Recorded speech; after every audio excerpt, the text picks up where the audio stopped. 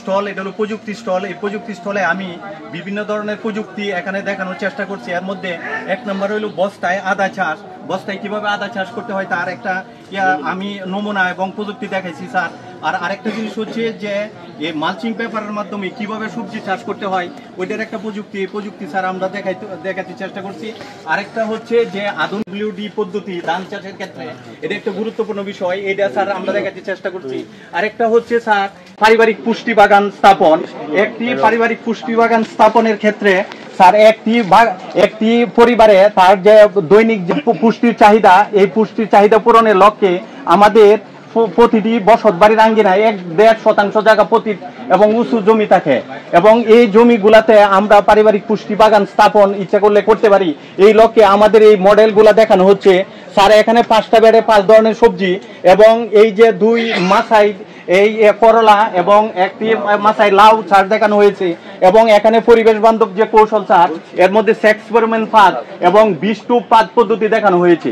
আরেকটা জিনিস হচ্ছে স্যার উত্তর এবং দক্ষিণ দিকে দুই দিকে স্যার ফল এবং ফলের যে তিনটা করে 6টা গাছ লাগানো হয়েছে। এবং আরেকটা জিনিস হচ্ছে স্যার আপনার পিছনে যেটা ছাদ বাগান, এই ছাদ বাগানও স্যার এখানে আমরা দেখাতে চেষ্টা করছি।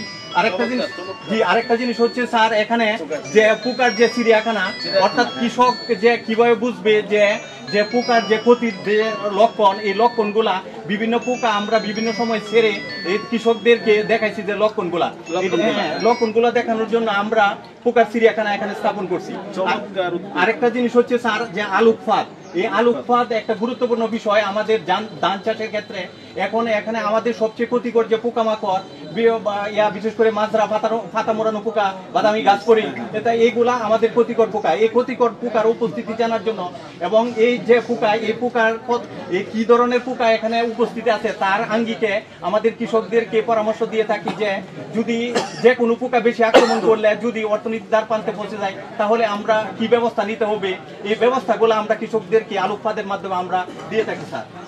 আরেকটা জিনিস হচ্ছে স্যার এখানে যে আমাদের যে কম্পোস্ট সারগুলা, এই কম্পোস্ট সার একটা গুরুত্বপূর্ণ একটা সার, এবং আমরা মাটির স্বাস্থ্য সুরক্ষার জন্য কম্পোস্ট সারের কোনো তুলনা নাই। এবং আমাদের দেখা গেছে যে মাটির যে গঠন, এই গঠন অনুসারে কমপক্ষে 5% জৈব সার থাকতে হয়। দেখা গেছে যে পরীক্ষায় 1 থেকে 1.5% এবং আমাদের যে ফসলের ক্ষেত্রে আমরা আসলে হুমকি স্বরূপ। এই লক্ষ্যে আমাদের যে 3টা যে কম্পোস্ট সার আছে, এর মধ্যে যে থাইকো কম্পোস্ট, এরপরে খামারজাত সার এবং ভার্মি কম্পোস্ট, এটা সার আমরা বিভিন্ন প্রযুক্তির মাধ্যমে কি উপকরণ দিয়ে তৈরি করা হয় এবং কি লাগে এগুলো আমরা দেখাচ্ছি, আমরা সক্ষম হয়েছি। এই ছিল স্যার আমার এই আজকের এই স্টলের সংক্ষিপ্ত বিবরণ স্যার। ধন্যবাদ স্যার।